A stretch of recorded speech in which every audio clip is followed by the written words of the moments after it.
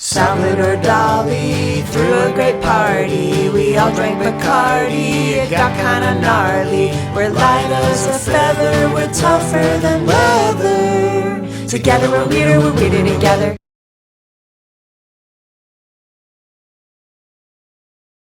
Welcome to the Sonny Angel Baby Convention 2023.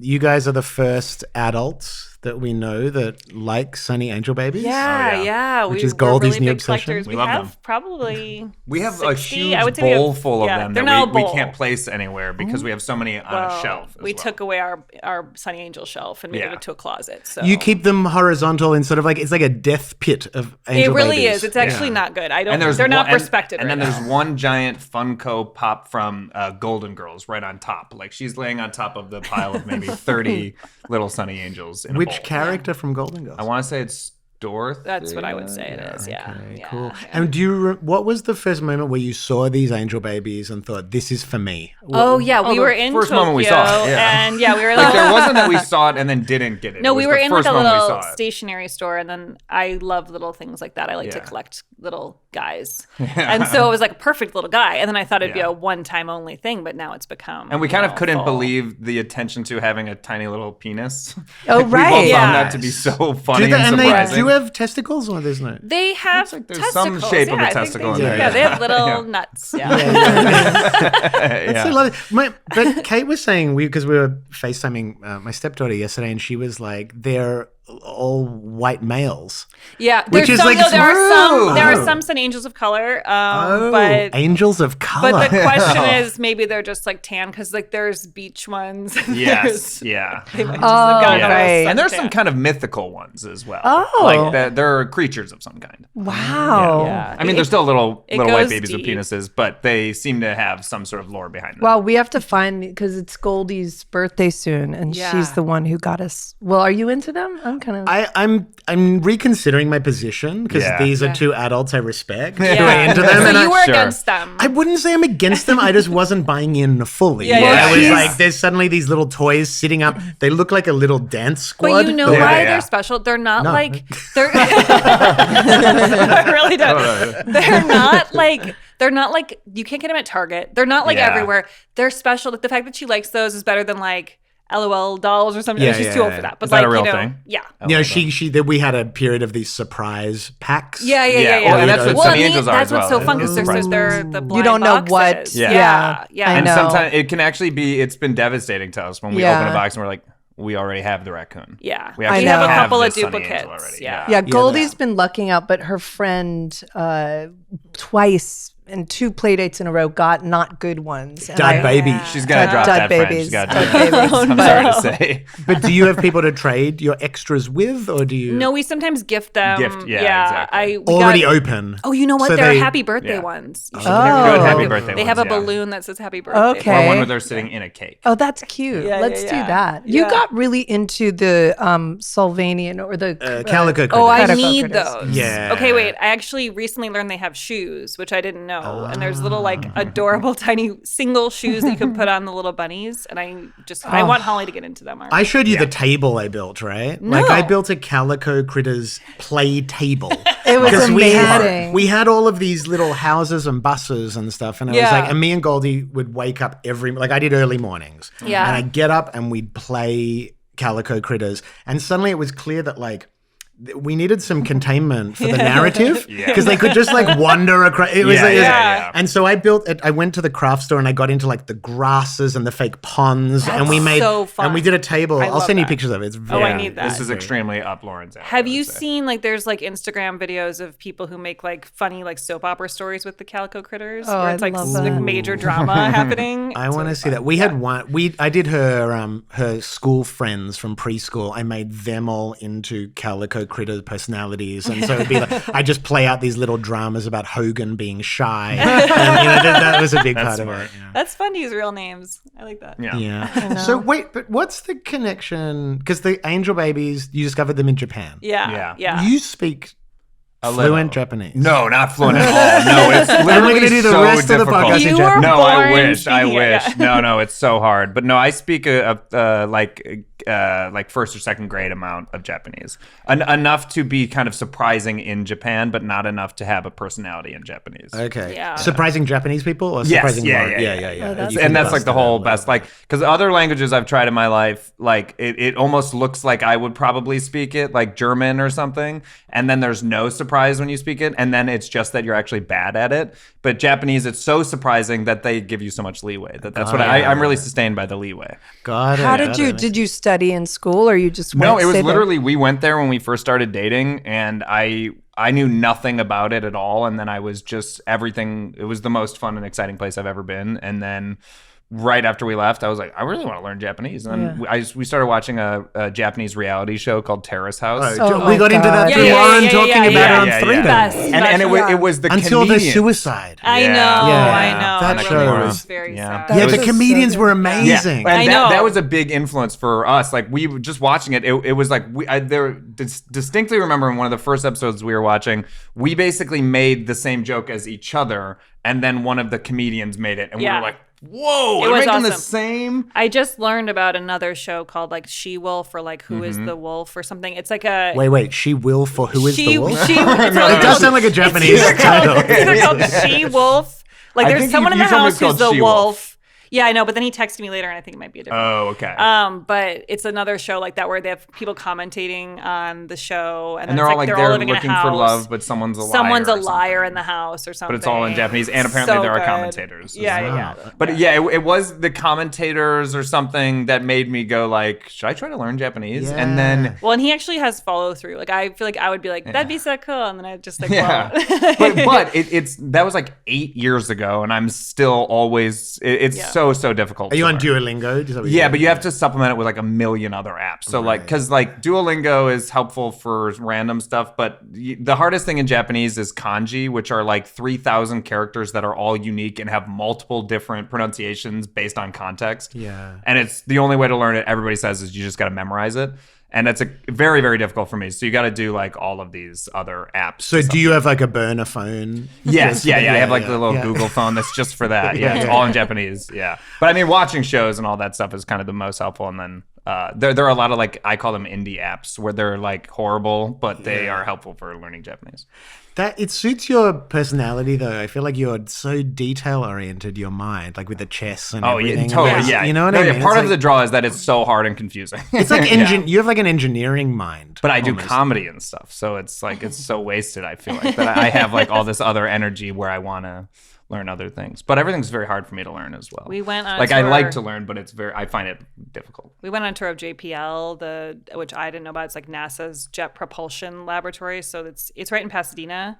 But I felt like you should work there. Like when we were going through Yeah, there, that it would've felt been like it awesome, made sense. Like I was like, And I was kind of quizzing our tour like, guide there. And It was stuff, really which cool though. I she didn't was know awesome. that I would be interested. Honestly, I was like, I ended up going unexpectedly, but it was like really fascinating tour to see all the NASA stuff, and it's like just so close to us. It's Yes. crazy.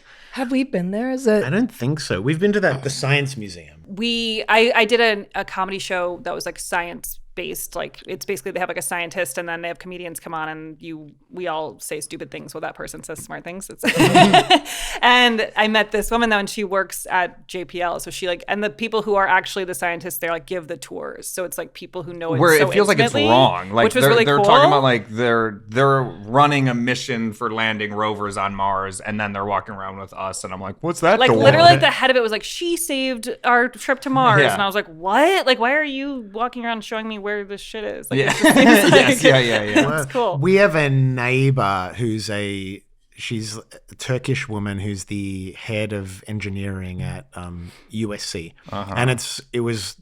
You know, I think for a woman in that field to get to the very top of it, you have to be tough. But she grew up in Turkey, and she's amazing, and she's opened up my mind to engineering in a way of Yeah. like it's just like people solving problems. Yes. Yeah. Like she was talking about traffic light systems.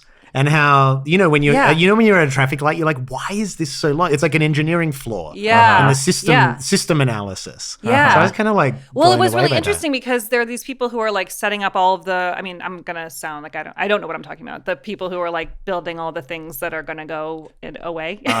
Sure, yeah. There's kind of like lab ground where they're Yeah. building like this rover that's going to get launched in 2020. In then OA, the TV show. What's OA? No. I mean, no. Go away. Like go go away. to. Yeah, like it's going to Go go to to Mars space. in I 2024. thought I was missing like a tech term. I was like, away. Yeah. They're called the Angel Babies. I asked like, oh, so did everyone like train to do this? I'm like, no, like some people like were really good at building bikes, and some Yeah. people are like they come from They're like just a different mechanic. fields, and then they found this path to this job. It's just like really. I assumed you have to have like extreme training in a certain scientific field, and it was like not at all. Like And then the stuff they're doing is so wild too. Like the thing she's talking about is we're watching them prep this like rover that's going to be launched in 2024.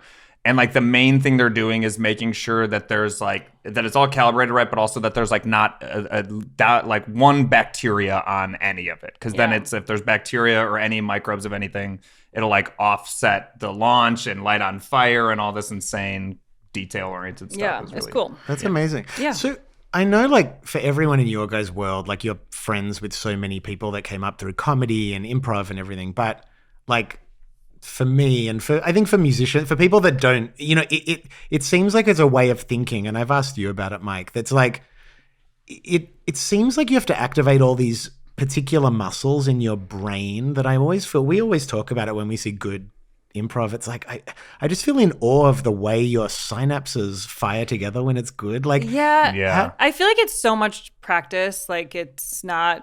It gets to the It's point. similar to music. I mean, yeah, I don't know anything. I'm always amazed by assume. musicians where I'm like, how can't did you write a song? Like, I Yeah. literally don't understand.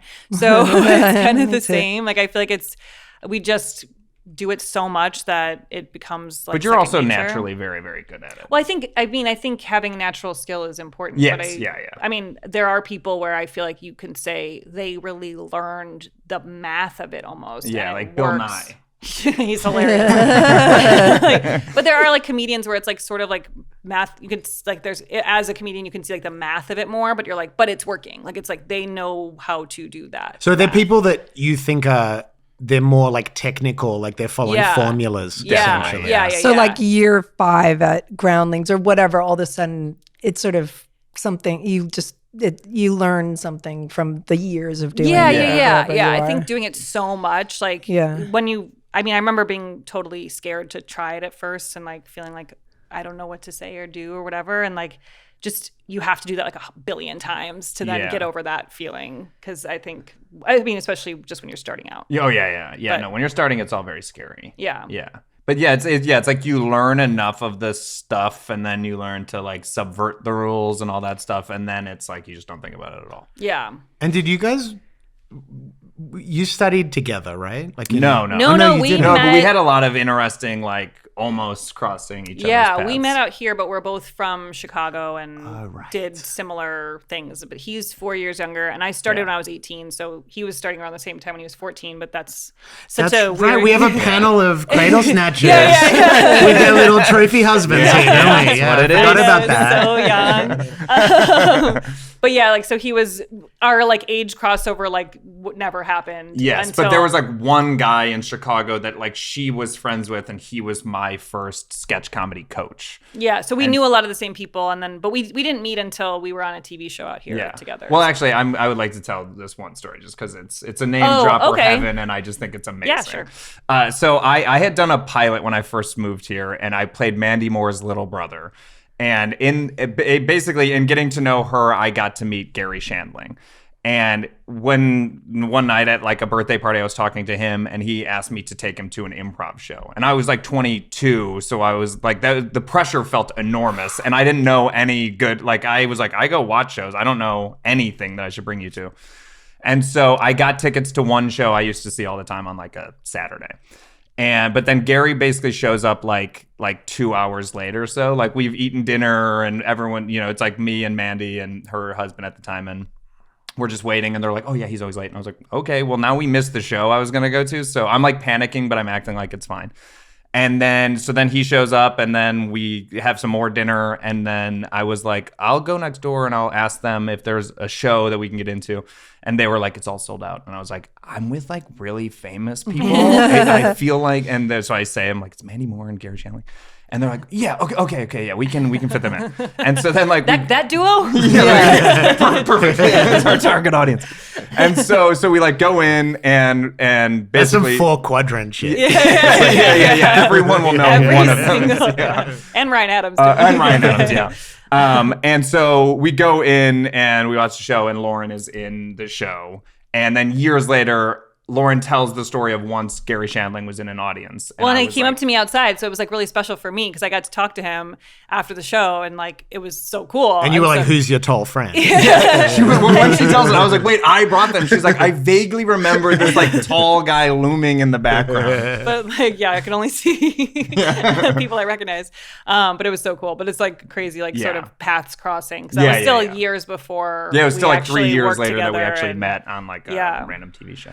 Wow. Yeah, And but it was cool. So I'm curious also about then the transition into working together, even as performers. Like for us, it sort of took us a while as a couple to get comfortable, I think, creatively collaborating. Yeah. Like what was that journey like for you guys? I mean, Well, you asked me to do your podcast when we were just friends. yeah, but And that felt very cool. That's and like a exciting to line. me. She said that to all. Like, guys. I was also like, I was like, we're on the same TV show, so we should promote the show and do the podcast. Yeah, but to me, I was like, whoa, I can't believe she's asking me to do this. But you are funny. But yeah. But I feel like we haven't collaborated that like we did like an much. improvised short together. Yeah. I have a thing where I don't ever want it to feel like I'm stealing Lauren's clout. And so I kind of like don't want to do certain things. Yeah, basically. but I mean, I don't know. Like, well, no, I feel like I'm like, I don't want to. I think once you put a baby in her, it's like yeah. You got the it's clout. like it's this feeling of like to do like a show together or something. I feel like very aware that I'm her husband or something. Where I'm like, I am normally like I can be any character in this or something, but it feels like Yeah. the barrier is different. Yeah, but I mean, I don't know. But then I anytime we do this stuff, it's always very really fun. Yeah. We've done some like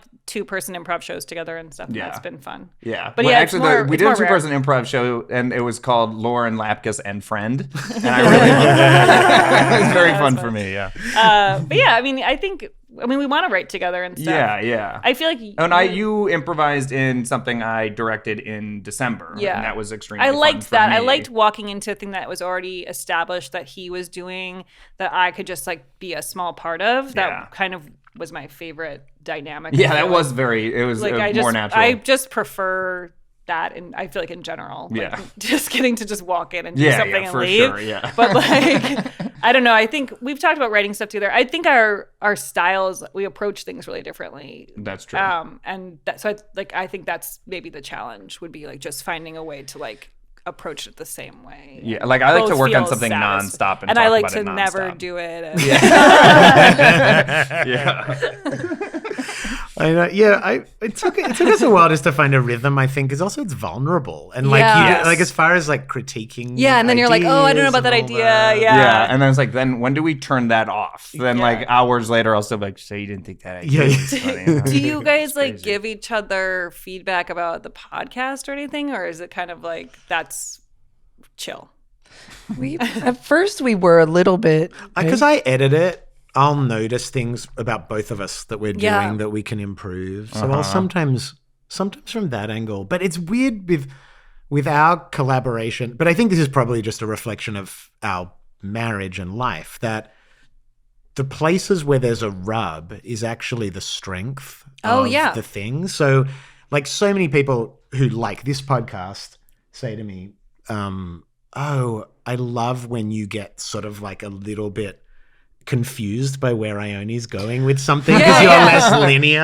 And I realize like I might be feeling genuine frustration Oh, at yeah. that time, but it is It entertaining. doesn't come across that way, and I feel like it's also Yeah. really interesting as a listener to like hear your dynamic in those moments, just because it's like, oh, then that's how they communicate. Like, oh, she thinks this way and then he thinks this way, and so Totally. it's just interesting. It Yeah. doesn't. It never seems like you guys are having a problem with each other, though. I wouldn't say. No, we've had a couple, but I just realized we didn't close that door. You guys know. keep chatting. Oh, okay.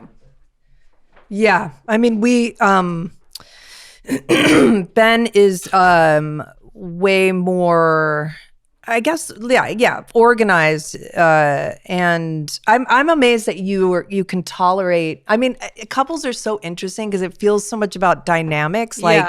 Like somebody would not be able to tolerate my spaciness.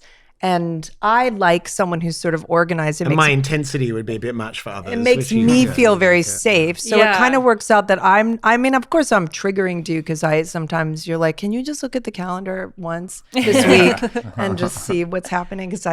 But yeah, I like to I don't like to make notes, or I just like to go and be very. And you like to but before the podcast at first, it was funny. We would have to, you would sometimes not be in the right space or something, or you would get stressed about the technology or something. I'm managing all the technical side. It's not fun. She floats in and is just like, no notes. She's just like, let's just have a chill chat. I mean, like, I've just spent an hour doing cables and trying to find a buzz. And then I'm like, why is your mood so downer? And then, but then now before you, to make it even, you're like, can you do this and that and get the dogs walked and figure out the chairs? And it's not just that. Good. We've also figured out how to create a space that I feel more relaxed in. Like having things set up for me permanently has made the experience. Like this, I feel like I set up the cameras, but then we could basically just sit down and flow into it. It's so much better, And I feel that for me, the working at home thing is really interesting because for musicians, like I was sort of the first generation where home studios became affordable. Oh, yeah. It was always something you had to pay $1,000, $2,000 a day to go and record music. The pressure to make creative decisions. That's like directing a film. It's like, oh man, you're running every day. You better be in the mood and you better come up with something good. Once things shifted like in the 90s to like people having home recordings, I just felt this creative freedom. That's so cool. It is so that's good. amazing. I did not know that you'd have to pay. That's so much money. Yeah, like doing a that's like Sunset enough Sound to or just something. not be in the industry. And then I'd be like, oh, I get it. And then you think about like Fleetwood Mac and bands Smashing Pumpkins that spent like months and months and months, and you wonder how they spent $1 million making an album. Wow. I've never understood that. And even when people rent a house and do that like country house thing, like what was Schwartzman's band or whatever, those things where you like. Yeah, like, when going upstate. Yeah. And that gets expensive because it's all just expensive. Like the more you make their it a album thing. was famously expensive. No, that was Rooney's album. Rooney's album. Yeah. But just because I guess you're renting or what does that become expensive? You're renting a house in the studio. Yeah, but that's it's like a boring Did you say try to think? No, I said come on. It's like you're paying for I people. thought you just said to me try to think. I'm like, what? I only try to think about budgeting an album. I know we're playing this has been like a sticking point in our marriage, and you have not understood budgeting albums. Oh my God. But it does feel like a boring expense though, like just like the place where you're doing it. Like I don't know, that sucks to have to spend so much just for the location. So it is amazing to free it up and be able to do it from somebody's house or whatever. And I feel like podcasting has done that for writers and comedians and actors. Just this, because you both have so much, I don't know, I feel like very genuine aspects of your creativity. Yeah. You have an outlet for that. Yeah, it's really nice. I think that was a huge game changer for me when I first did like my improv podcast because it was like, that was in like 2014 or something. I feel like there weren't that many people doing it compared to now. I mean, it's insane now. So it felt like kind of like, oh, I'm doing a podcast, which like already was kind of weird. But then it was like every week I can do my own show where I say whatever I want, and it's also improv translates so poorly most of the time. Like you watch a video of a live improv show, it's like you can literally be watching it, go like, it was actually really funny if you were there. Yeah. It's not funny as we're watching it right now, but it was funny if you were there. And the podcast kind of captures is like, it. It's actually the best way to get to do improv. Yeah, but like it was exciting at that time to feel like. Especially because a lot of the roles I would get would be like just not funny or like not like how I am or something. It'd be like, I'm a nerd who's religious or something. And so and then to be able to like do a podcast and be like, I am actually crazy is like helpful just to like put it out there. Yeah. But it's nice. I think we first saw you in Story Pirates. Oh my God. Oh yeah. And you know, did you put it together? Mikey, who was playing piano the other night. I told him. Yeah. Because he didn't put it together. He had only met him once. So it was out of context. But that's so funny that you know Mikey. Well, Ben won. I don't know how you heard. Mikey was doing this thing called Silver Lake Chorus, which was, it took modern pop songs or whatever, cool alternative songs, and there was a Silver Lake Chorus. It was a choir of kids in their 20s getting together once a week. And I don't know, you came home. Someone invited me to their rehearsal. And Ben came home like so lit up. Yeah.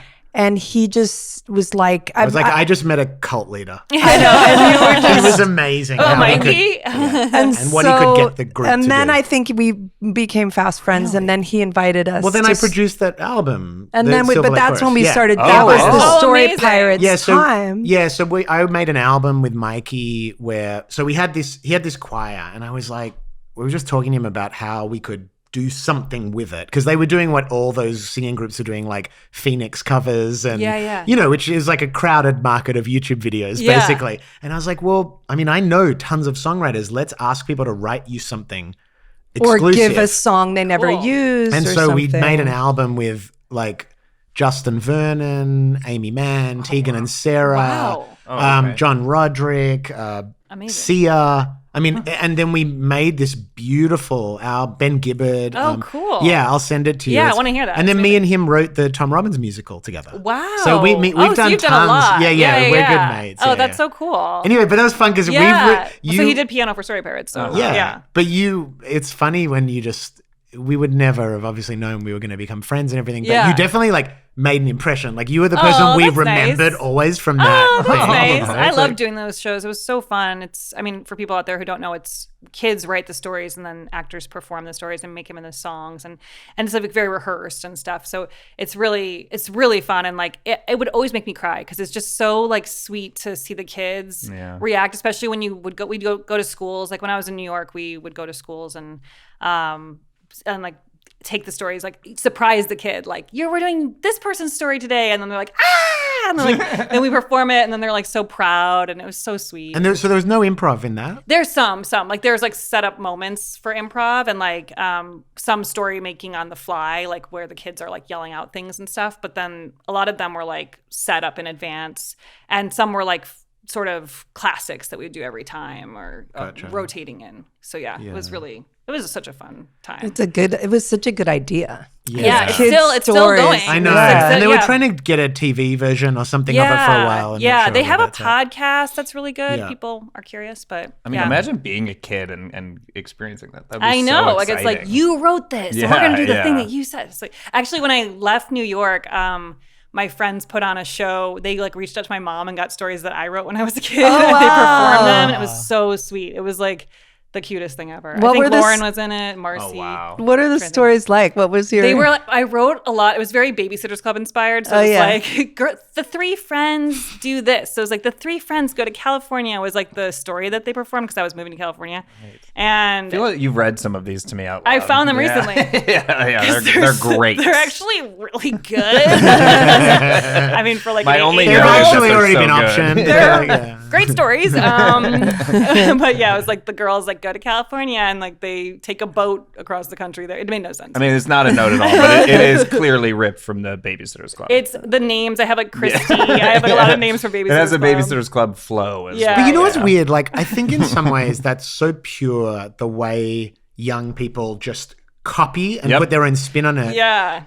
Because that is sort of where music and it all comes from that. Like you're trying to imitate something that made you feel a certain way. Yeah. You get better at disguising it as you get older. Yes, exactly. But it's basically, we're all just like copying things and tweaking them and kind of going like, this feels, Yeah, and like getting inspired by something and taking it. I know. I was thinking, because I did that a little with, there was one from, The Lion, the Witch, and the Wardrobe. Like, I think the Magician's Nephew, whatever. The device is there's a ring and they go, and I would just literally write the same story. Yeah. So it's but then later I was thinking, did I write fan fiction when I was a kid? But it's not really. Mine was just like pretty much copying. Well, it's a mashup because it is kind of. And I was was kind like, of like, oh, I like these characters, and like I want them to do something else. Because I always thought fan fiction people were freaky weirdos, and it I does was feel like fan fiction means there's sex going on. Yeah, it's not always like those crazy. Yeah, I wrote some Platoon fan fiction in 5th grade that got sent home to my parents.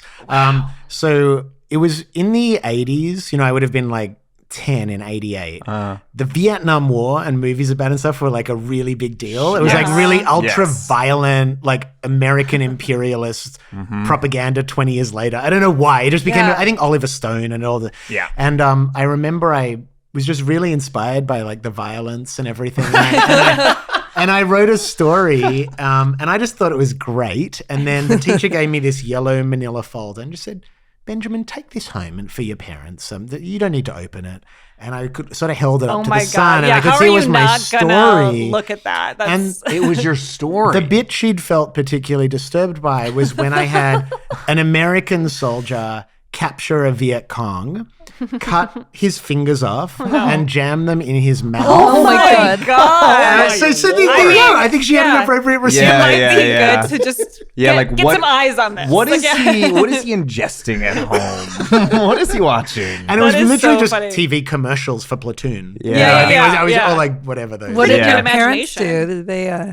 My parents always had a bit of a, like with my creativity, and this went on with music, they always had a bit of a like bemused bewilderment just with what I was on about. What did your parents do for work? My dad was essentially in local politics, like city council, and my mum was involved in multicultural education. So like helping get information about the polio vaccine to the Greek community and, you know, things like that. So it's like very, both in like bureaucracy and social service. And I think just like having this sort of weird artistic kid dumped into that, they were just a bit like, you know, what's the thing ever says? Like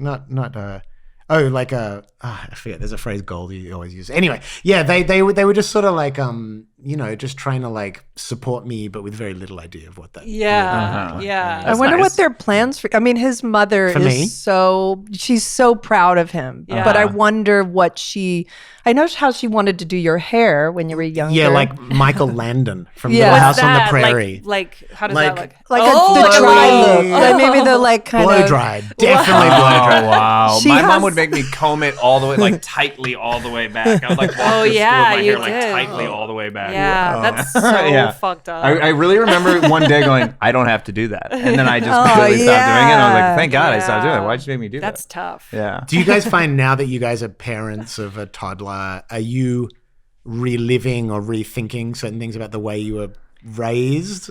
Yeah, I mean, I'm definitely reliving a lot of it. I think my mom was a preschool teacher forever, so like she was really great with that age especially. Like I feel like as a kid, I really felt like I was always doing fun things.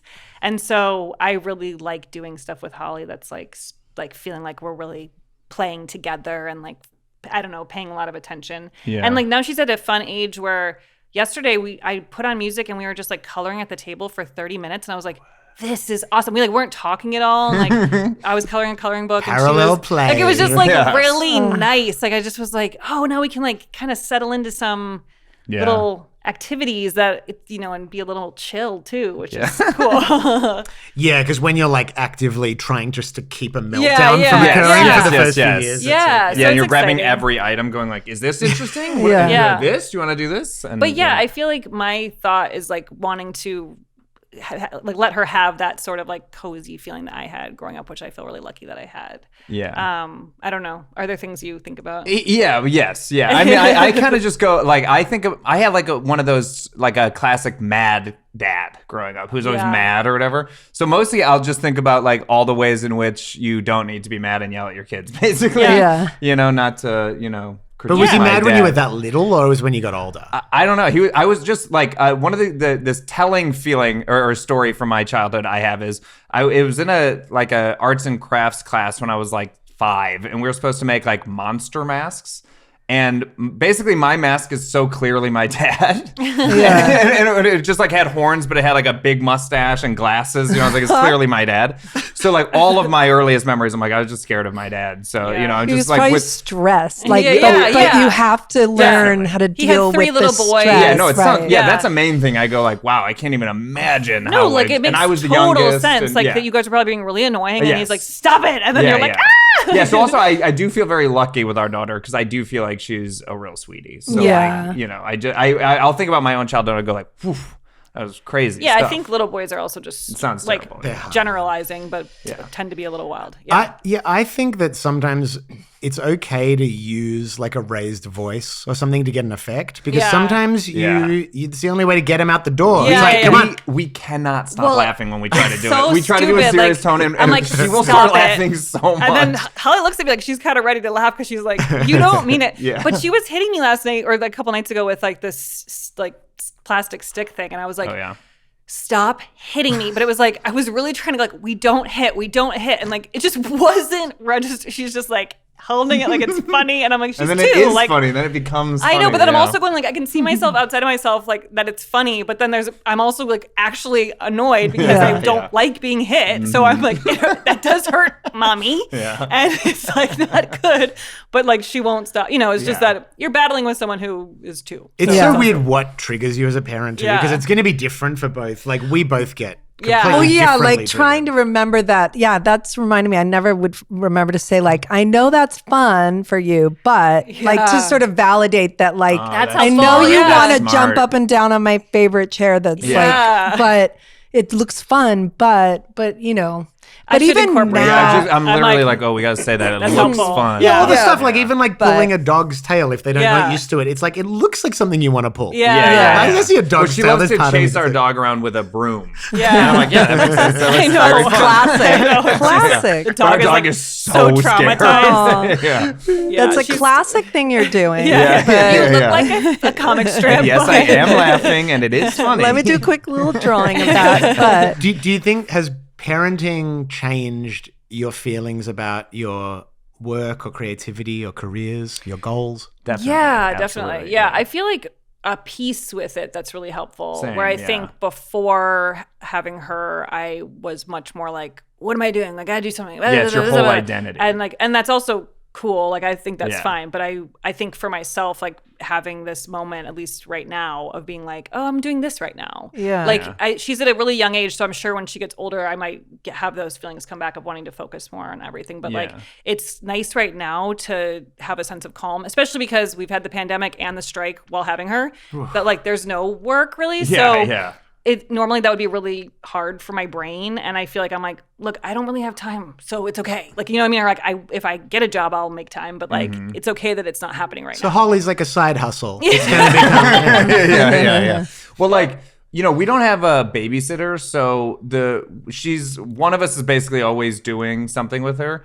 And that has made me kind of like, if I'm going to leave to go like work on something, I take it more seriously because I'm just like, well, Yes. Lauren is giving me this time to do this and I could be hanging out with Holly. So I have to do this thing that I'm doing because I have to do it. And Yeah. then I get to go. Yeah, home and it have does Yeah. help sort of and because I prioritize. really learned how much I can't get stuff done if I'm hanging out with her. I can't get Like I anything used to be like, done. I'm just on my Yeah. computer and I'll write while I'm hanging out with her. I'm like, I actually cannot do that. She will break my computer. I- There's a Yeah. really brief period when they're tiny. Yes. Like there's Yes. photos of me like on Pro Tools with a Yeah. baby like Yes. asleep on my shoulder, Yeah. but Yes. it does not. It goes away last. so No. fast. Yeah, Right when they yeah. can like walk at all, it's totally done. It's funny, and like now Goldie's a teenager and she'll often disappear in her room for like 4 or 5 hours. Yeah. But then it still feels that at that one moment you get stuck into something. Yep. There's like, Yeah. can you run me a bath? Or the feeling of being, I guess, interrupted as a parent. Yeah. It's like something, it's probably PTSD Yeah, from when yeah. they're tiny. Yeah. Yeah. It's like- Yeah, did it change a lot for you guys with like your approach to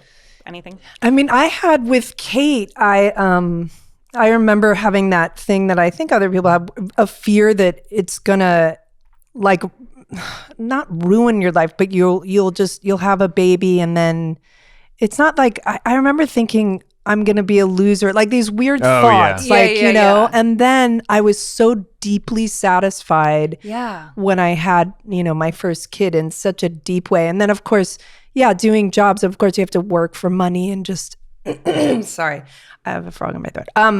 And you know, but if you put it up against hanging with your kid, then you're like, do I want to go to Calgary in the winter? Yeah. Right. Or do, you know, of course, Right, sometimes you have to and whatever, or you Yeah. will. But I think that there's like, that's helpful for me because when before I feel like I would just be like yes to everything. Yeah, because it's an adventure and you're just working. And that's cool. But I yeah. also think sometimes that was really, I would burn myself out. Like I was always doing a lot every day, and like it's helped me pull back on that a little bit. And be like, You know what's weird though? Then there was like, for me, there was, I think in my mind, I only saw my career up to the point of having children. Like I always imagined like, Same, yes. I'm going to go hard until I have kids.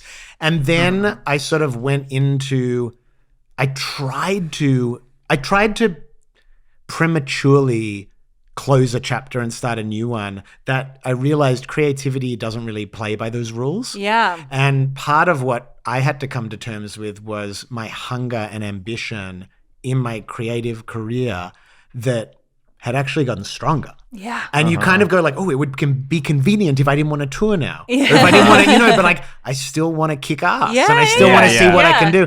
And so I think also a lot of women go through that when their kids get a little bit bigger and start going back to school and they're like, I'm kind of still hungry, you know, and they don't want to like make an impact. Yes. Yeah. Yeah. It's very, Yeah. It's a wild, being a creative artist and a freelancer and everything and trying to integrate being a stable parent is. Yeah.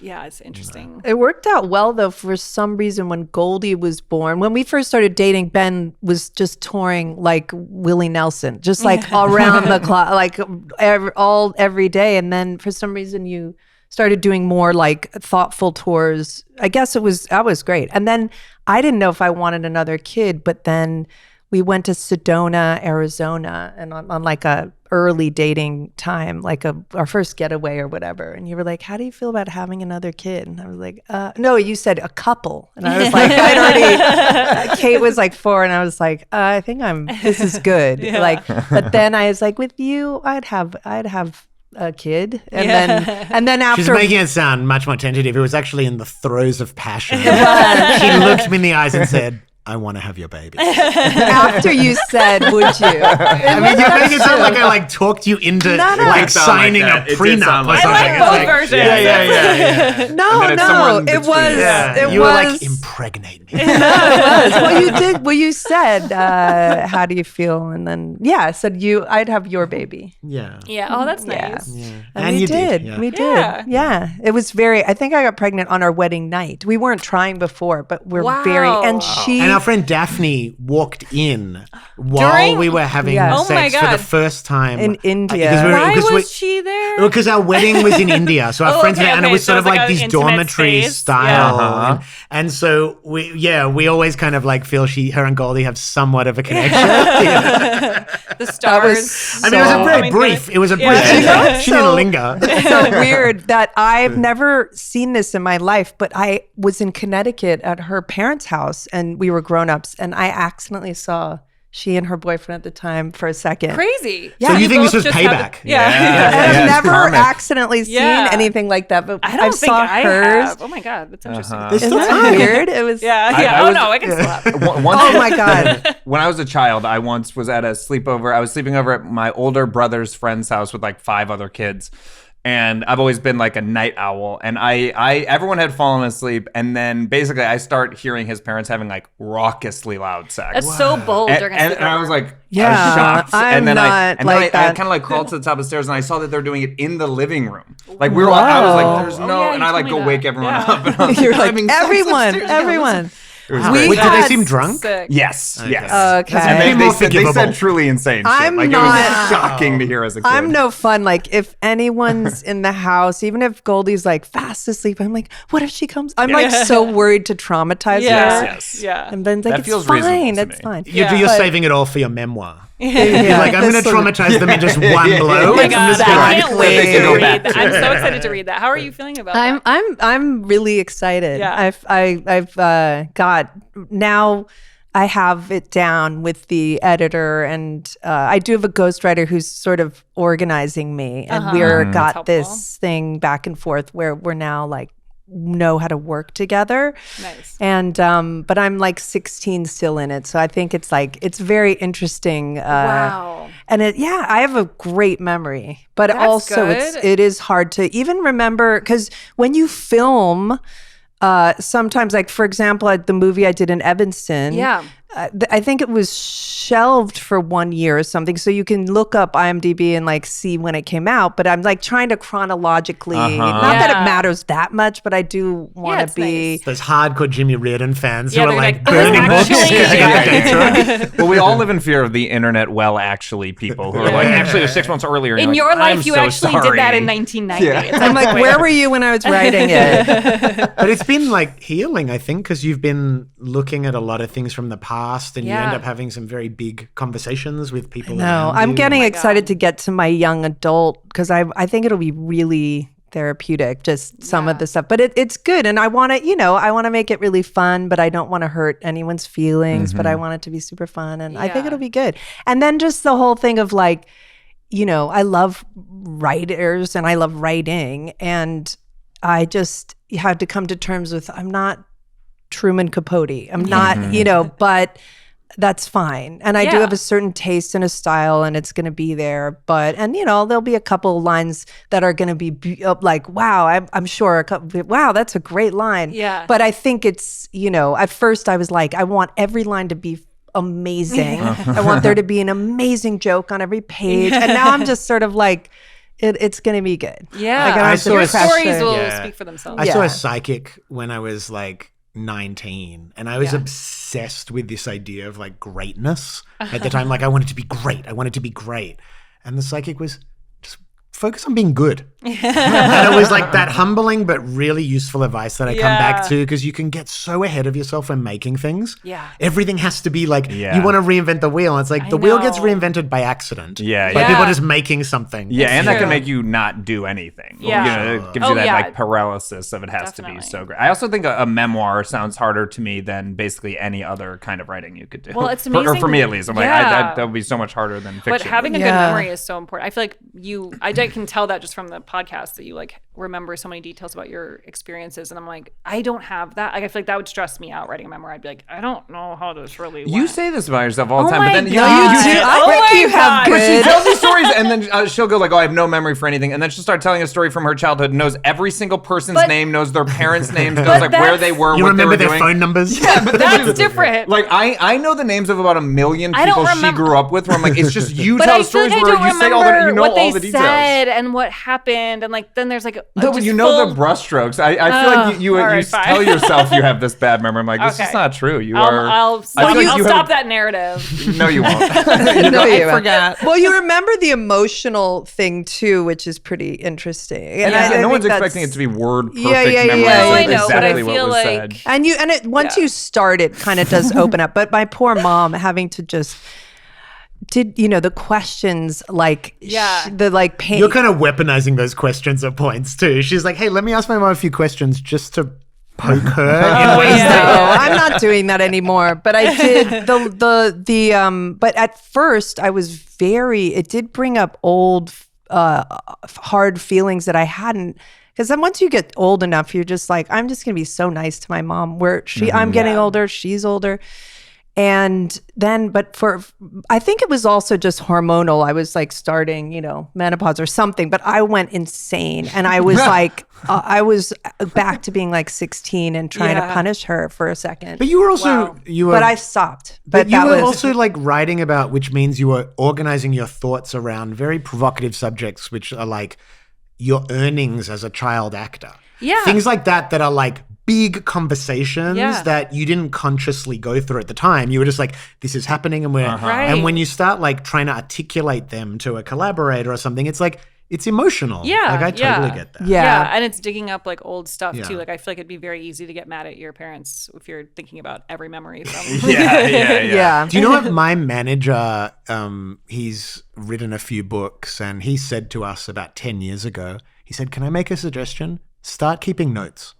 He's like, you are going to want to write a book one day, and don't put the pressure on yourself to remember everything in one go. Yes. As you remember little chapters, just in your phone, have on the notes app, have a thing called memoir. That's nice. And you started, and then there was 10 years into that, basically, That's by the great. time. That's so really you'd already smart. sort Wow, of, that is you smart. had a Yeah. lot of notes of things that you were. Did you Yeah. ever journal when you were younger? I did. I really journaled. And then, and also it's so nice to also get out. I am a little bit in love with my own life story, which helps, I think. Yeah. And I'm giving this, like, I've had a funny thing with acting, my acting career, where haven't given it the time in the same way that I am with this memoir. I mean, I don't know. Maybe I'm being hard on myself, but I You're sort more of a workaholic with this. Like, you are. Yeah, but there's more control. Intense. Yeah, that's true. Yeah. With acting, like, so often it's just based on like what comes to you, or Yeah, probably that. Yeah. And so some of these stories, like, I have a very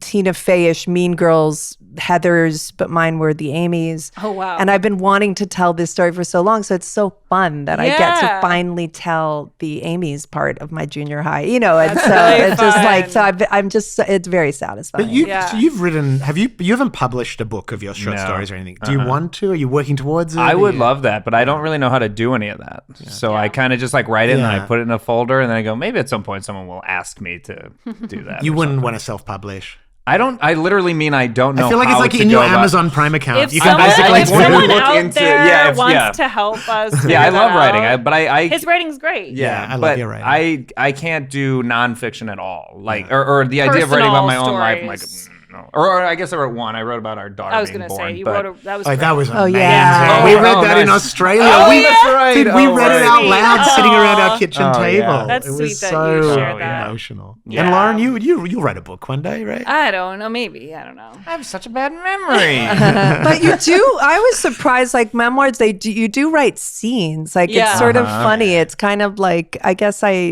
once you start, you're like, wait, what are memoirs like? But they It's are like- quite yeah. like scene. So you get a bit objective, a little bit of like looking at it as like Let's just tell this like a specific- story. That makes Yeah. sense. So it makes it a And little. also, you write some bits, and they're sort of not as interesting as you Oh, thought yeah. they'd be. And then Yeah. everyone sort of has the same. Like she had one beginning of a chapter that everyone was like, "Can we skip to like know. a few things?" Yeah. And it's like weird. This whole part of your life, you're like, I guess that's on the cutting room Yeah, floor. yeah, that's gotta feel insane. yeah, so funny. but I'm happy to like cut. So I'm like, Yeah. yeah, this is boring. Maybe. I'm just picturing you like working with your mom to write your memoir. I'm just that like, that wouldn't would be be. how I that would would go. watch that show. It would be insane. I don't know about that, but yeah, I feel like I'm vaguely interested. I've thought about that, but I don't know what it would be. But like I think about with memoirs, like what you're saying about talking about people that are real people who. And that's the hard thing. Yeah. Get all that freedom dirt. Yeah. Oh yeah. That's so good. All those Scott Ackerman stories. But like I that's know. tough. Like yeah. Because you want to like, give there's good stuff. Yeah, like I could say so many things that would be if I